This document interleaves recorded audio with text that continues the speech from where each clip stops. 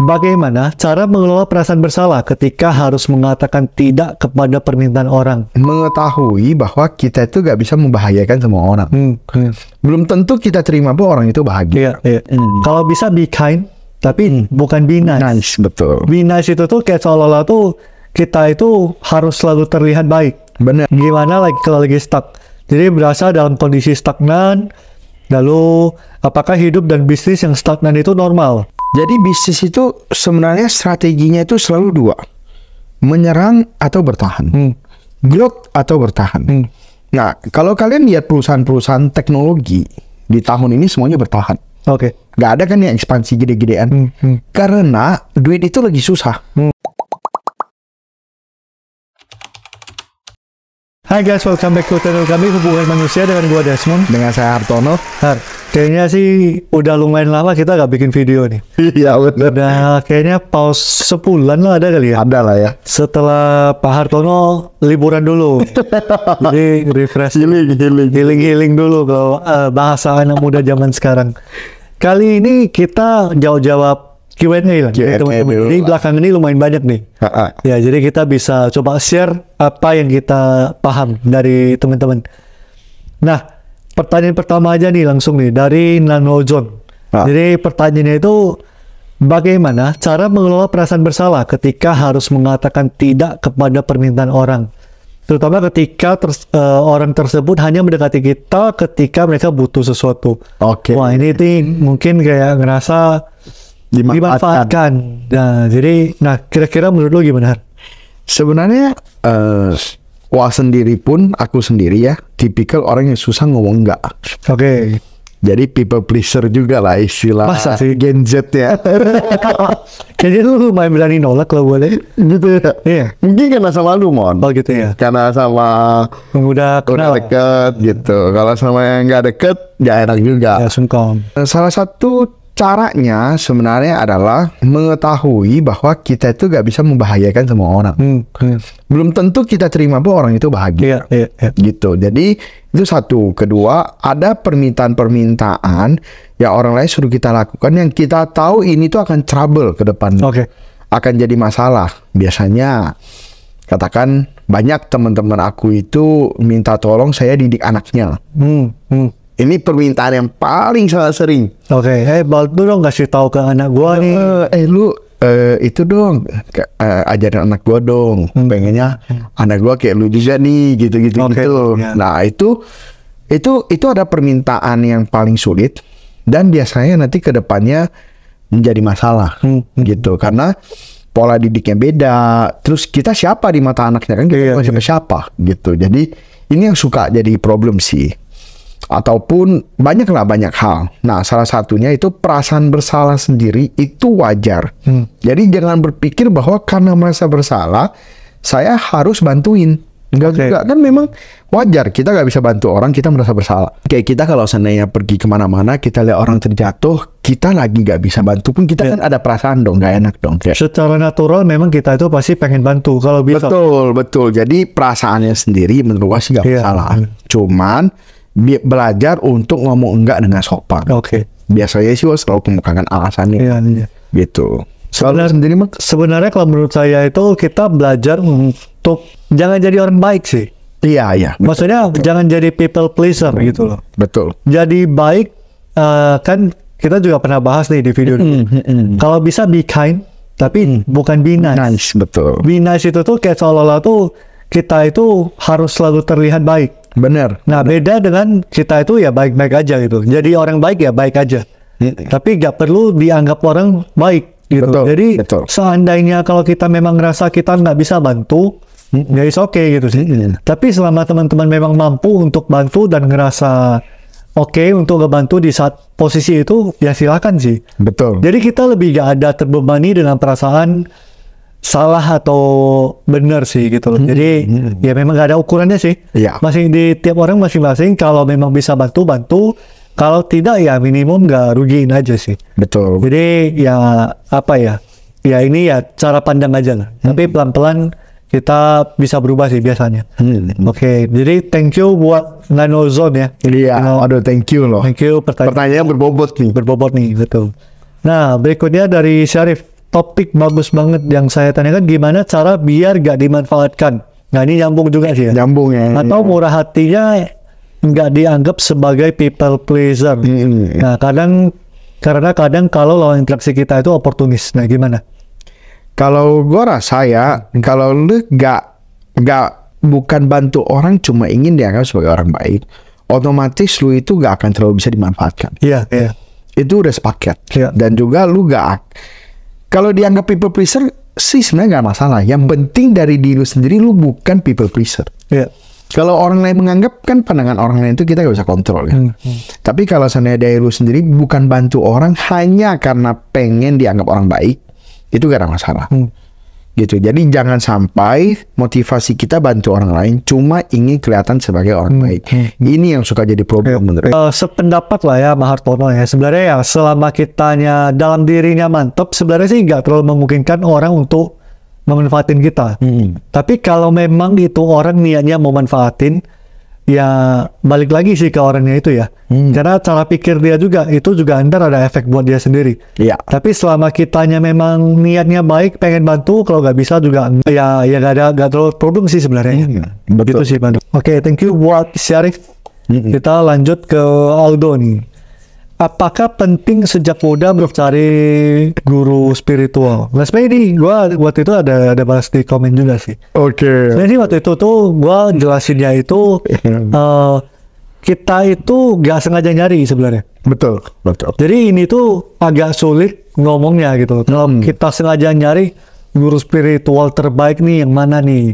Nah, gue rasa sih buat tiap orang akan berbeda. Gitu. Benar. Dan tiap kondisi orang ini kondisinya beda. Belum tentu orang akan ketemu atau butuh gitu. Ini Jodoh-jodohan. Nah, ini kebetulan waktu itu ya Hartono ketemunya lewat guru sekolah. Iya. Kan? Guru sekolah kenalin.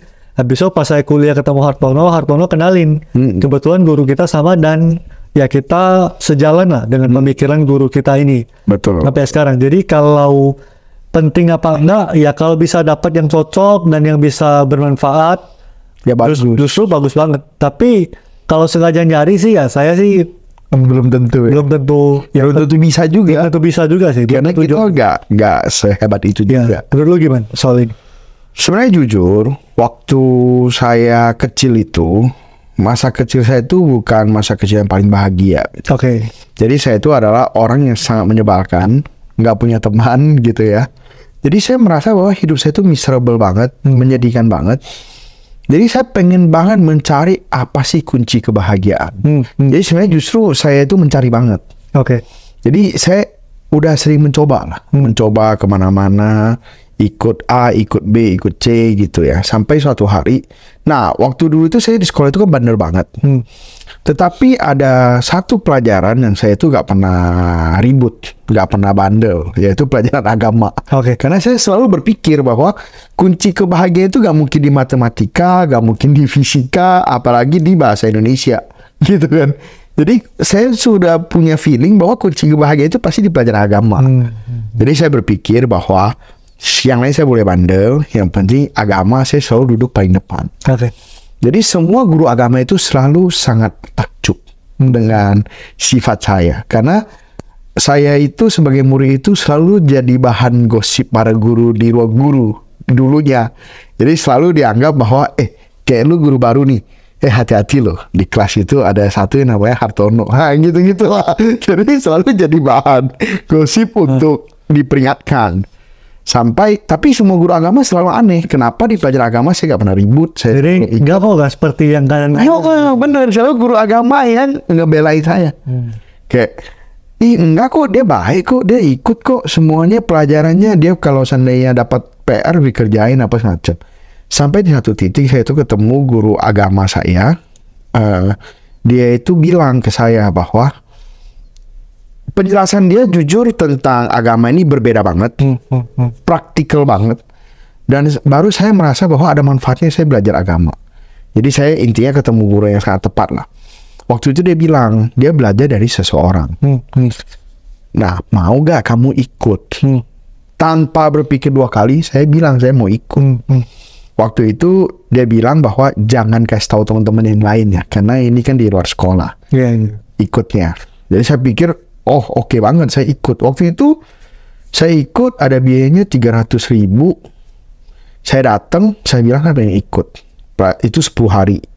Retreat 10 hari. Waktu itu saya bahkan nggak ada duit.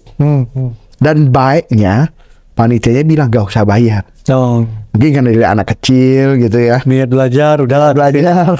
Gak usah bayar dah gitu. Jadi dibilang kamu gak usah bayar. Saya bilang nanti saya bayar tapi nanti saya cicil dari uang mingguan saya, uang jajan saya. Dia bilang gak usah lah, gak usah bayar gak apa-apa. Akhirnya saya minta sama bibi saya sih 300.000. Waktu itu saya minta dikasih 1 juta. Dapat akses 300.000. Bener. Jadi saya tanya bibi saya, banyak banget kan uangnya cuma 300.000. Dia bilang gak apa-apa, lu buat pegangan. Takutnya nanti waktu di sana lu ada kebutuhan apa-apa. Padahal sebenarnya sih gak mungkin ada karena kan semua disediakan ya. Jadi akhirnya ikut, akhirnya belajar. Nah, menurut saya penting banget kalau bisa dapat, kalau memungkinkan sejak muda. Karena kalau seandainya kita waktu sudah berumur, banyak hal yang kita sudah terbentuk yang kita udah keras kepala. Kita udah berpikir bahwa ini tuh pasti seperti itu, ini tuh pasti seperti itu. Tetapi jujur, guru spiritual ini menurut aku sih sangat tergantung dengan jodoh sih. Iya.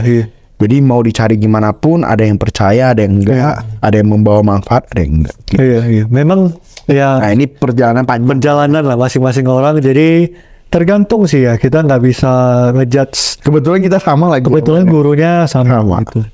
Oke, thank you buat Aldo. Semoga jawabannya bermanfaat. Nah, ini sebenarnya waktu itu ada salah satu topik kita juga ada bahas sih. Betul. Jadi ini pertanyaan dari Pusico tentang gimana kalau lagi stuck. Jadi berasa dalam kondisi stagnan. Lalu, apakah hidup dan bisnis yang stagnan itu normal?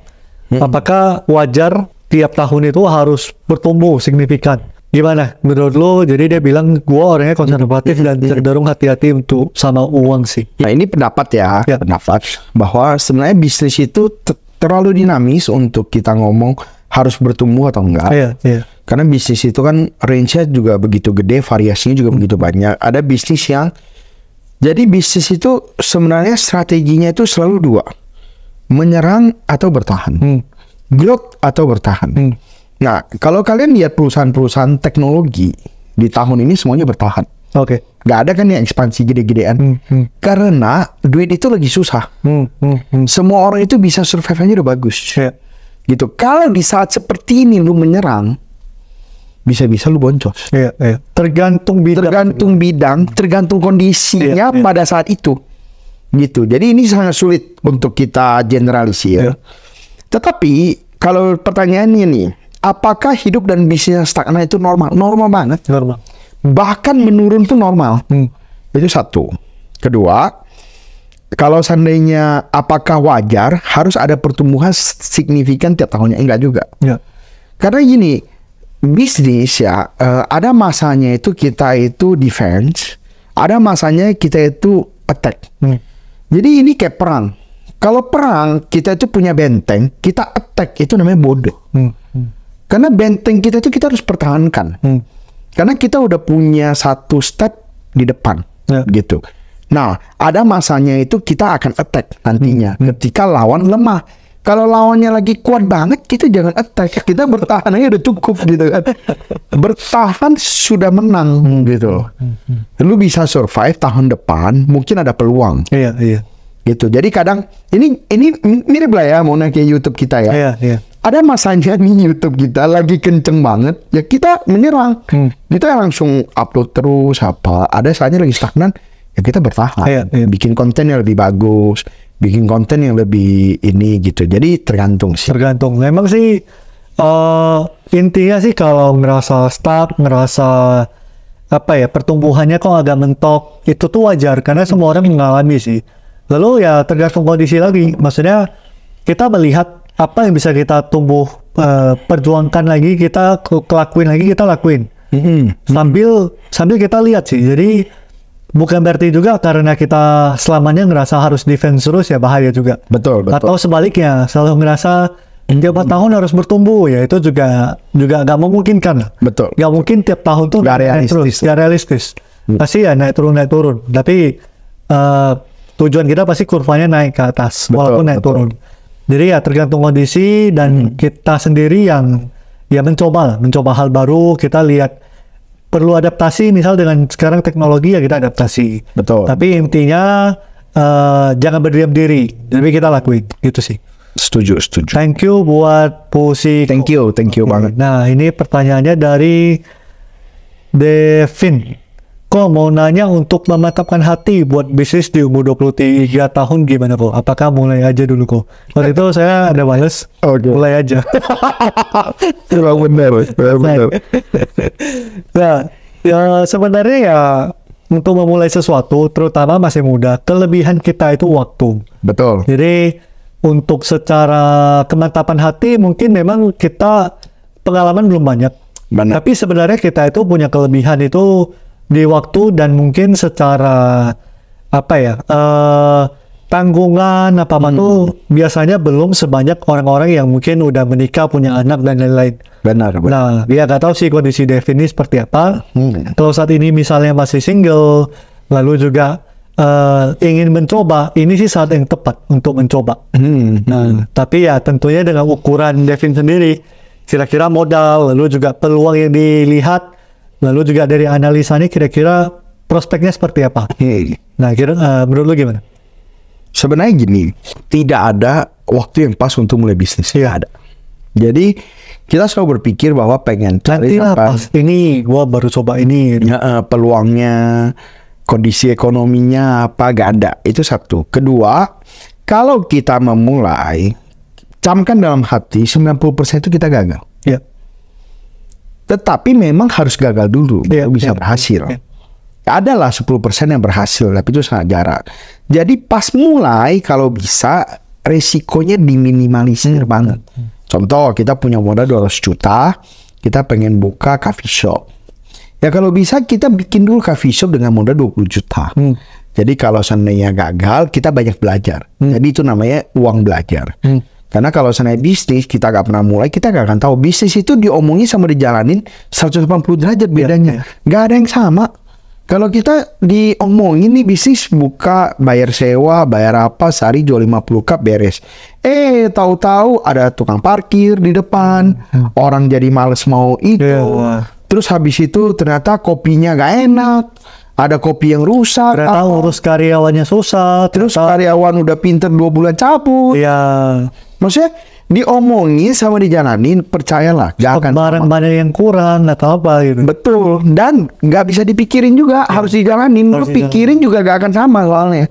Gitu. Jadi untuk Devin mulai dulu aja, tapi risikonya diminimalisir dan camkan hati kemungkinan 90%. Gagal. Siap untuk gagal juga. Karena gagal itu biasa sih. Nah, gagal itu proses belajar. Kayaknya sih jarang ya dengar orang itu gak ada gagal langsung berhasil gitu. Pasti ada gagalnya dulu, nanti baru berhasil gitu. Jadi wajar sekali lah kalau hal seperti itu terjadi gitu. Oke, ini next pertanyaan dari Chandra Wimbara nih. Skill peralatan tempur. Peralatan tempur YouTube-nya dong. Oke. Tempur apa? HP, tripod, mic. Sebenarnya ini kita pernah share di pas video kita ini Betul. Nah, tapi nggak apa-apa kita share lagi. Jadi sekarang itu untuk kamera kita itu cuma pakai kamera iPhone. Betul. Jadi ini iPhone 14 Pro. 13 Pro. Nanti akan ganti. Akan upgrade. Karena dia mengikuti zaman ya. Teman-teman coba lihat ada perubahan kan? Ya, betul. Lalu untuk tripod ya kita merek apa ya ini ya tripod? Sebenarnya mereknya itu kalau ini tuh Elecom. Kebetulan yang kita pakai sekarang itu yang gua baru beli di Jepang. Tapi sebenarnya tripod pada umumnya bisa sih ya. Ya tripod sebenarnya sih yang penting kokoh aja sih. Yang penting kokoh aja. Lagi kalau di ruangan kan nggak terlalu banyak gangguan juga. Betul. Nah untuk lavalier itu Saramonic. Jadi sebenarnya standar pada umumnya doang. Ya mulai aja dulu. Ya betul. Gak usah yang sengaja beli kamera apa gak usah. Iya. Kalau mau mulai ya. Oke, thank you buat Chandra Wimbara. Kita you. next ke Astamanas Taman. Oke, sorry kalau udah misspell ya. Jadi pertanyaan itu, apakah kalian ada rencana diisi Q&A tamu buat podcast? Tamunya gak harus bintang, cukup orang awam yang mau sharing pengalaman aja. Nah, gimana? Ini sih sebenarnya selalu jadi perdebatan kita berdua juga ya, Bang. Iya. Selalu kita diskusikan banget gitu, karena terkadang tamu itu kalau tamu pertama kali hadir di podcast mungkin canggung. Ya. Karena kan Tergantung lah ya, kalau orang yang udah biasa ya mungkin ya. Ya, kalau orang yang itu satu. Kedua itu pasti kita kan budget produksinya itu rendah. Maksudnya ini kan belum menghasilkan uang sampai gimana banget ya. Jadi kita mungkin gak segampang itu untuk mendatangkan tamu-tamu yang bagus, yang terkenal gitu. Tapi kalau teman-teman mungkin banyak lah. Ya, kalau teman-teman kita sih ya ada-ada aja. Tapi kalau kita sebut namanya masih takut semua. Kabur. Nah, yang pertimbangan ketiga itu adalah sebenarnya ciri khas. Emang kalian gak suka ya lihat kita dua ngobrol kan? Ada ciri khasnya ya. Kan ada obrolan dua orang gitu ya. Gitu. Sebenarnya jujur, kalau aku sendiri, aku sih ngerasa ciri khas dari obrolan kita berdua itu bagus gitu. Sebenarnya gitu sih. Oke. Jadi ditunggu aja, mungkin ya kedepannya akan kita mungkin lebih ke arah collab ya. Ya, collab dengan beberapa kita lihat, kita sih membuka diri kok. Iya, betul. So far sih gitu ya. Nah, lumayan baik nih pertanyaan ini, kali ini ada kurang lebih 7 berarti yang kita jawab. Jadi coba dong kasih 7 pertanyaan lagi. Jadi kita bisa bantu jawab, dari share juga pengalaman kita. Dan kita seneng banget sih kalau. Ya, lalu juga ya pastinya semoga apa yang kita share juga bermanfaat untuk teman-teman yang nonton. Jadi ada apa yang pengen teman-teman share atau tanya, boleh di kolom komen. Itu aja teman-teman, jangan lupa di like, di share, dan di subscribe. Sampai ketemu di video berikut. Thank you.